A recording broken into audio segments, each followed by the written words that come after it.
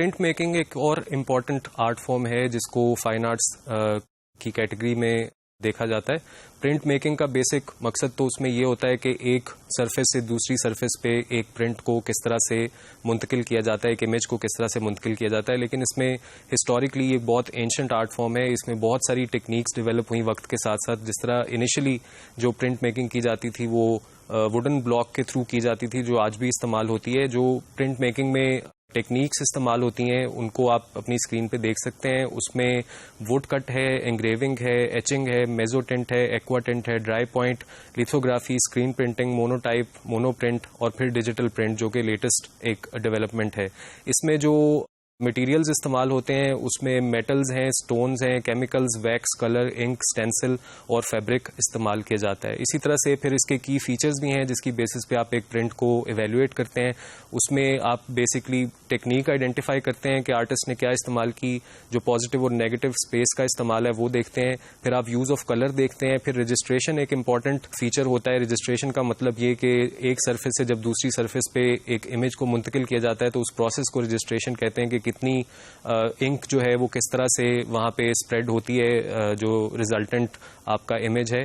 तो रजिस्ट्रेशन को एक इंपॉर्टेंस दी जाती है। उसके बाद मल्टीपल्स में जो एक्सप्रेसिवनेस है आर्टिस्ट की वो आप देखते हैं कि वो एक ही स्क्रीन के जब डिफरेंट प्रिंट्स डेवलप करता है मॉडिफिकेशन करके टेक्निक के अंदर या मटेरियल्स के अंदर, तो वो किस तरह से डिफरेंस किस तरह से आप फिर कैलकुलेट कर सकते हैं, उसको देख सकते हैं। और उसमें एक आर्टिस्ट की जो इंडिविजुअल डेवलपमेंट है उस प्रोजेक्ट से रिलेटेड वो आप देख सकते हैं।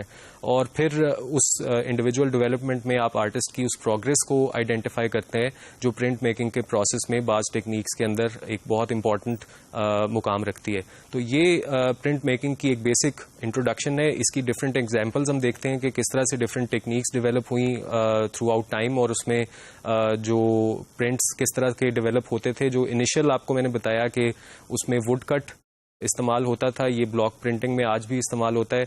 उसके बाद दो टेक्निक्स हैं इंपॉर्टेंट जिसमें एचिंग और फिर एचिंग की आप एग्जांपल देख सकते हैं।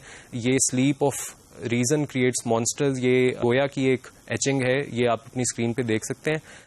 इसमें एचिंग में बेसिकली आर्टिस्ट जो है वो मेटल के अंदर डिफरेंट टूल्स के साथ सरफेस को इस तरह से डिफरेंट टूल्स के साथ एच करता है कि उसके अंदर फिर उसको एज प्लेट भी आप यूज कर सकते हैं। उसके थ्रू एक सरफेस पे आप प्रिंटिंग भी कर सकते हैं। उसके बाद मेजोटेंट की एक टेक्निक है जिसकी आप एग्जांपल देख सकते हैं, जिसमें डॉट्स के थ्रू कलर ग्रेडेशन को कैप्चर किया जाता है।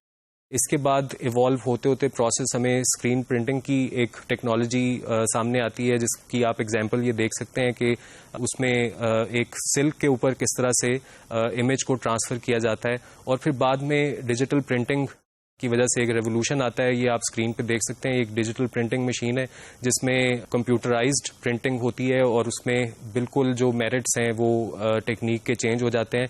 टेक्नोलॉजी की वजह से डिफरेंट आर्ट फॉर्म्स में बहुत तरह की चेंजेस आई हैं और प्रिंट मेकिंग में वो बहुत ज़्यादा ऑब्वियस हैं क्योंकि उसमें इनिशियली भी एक टेक्निक को इस तरह से इस्तेमाल किया जाता था कि एक आर्टिस्ट की जो टेक्निकल स्किल थी वो बहुत ज़्यादा मैटर करती थी। तो उसी तरह से ये इवॉल्व होते होते इसमें डिजिटल प्रिंटिंग तक आपको टेक्नोलॉजिकल इनोवेशंस नज़र आते हैं और इसकी बहुत सारी फॉर्म्स आप देख सकते हैं। और फिर इसको एक डिफाइन किया जाता है एज फाइन आर्ट, क्योंकि उसकी वजह यह है कि जो आर्टिस्ट है उसका मकसद इन प्रिंट्स के थ्रू उसकी जो क्रिएटिविटी एक्सप्रेस होती है वो एस्थेटिक और इंटेलेक्चुअल सेंसिबिलिटीज़ को एंगेज करती है। तो इसको भी प्रिंट मेकिंग को भी फाइन आर्ट्स में ही कैटेगराइज किया जाता है।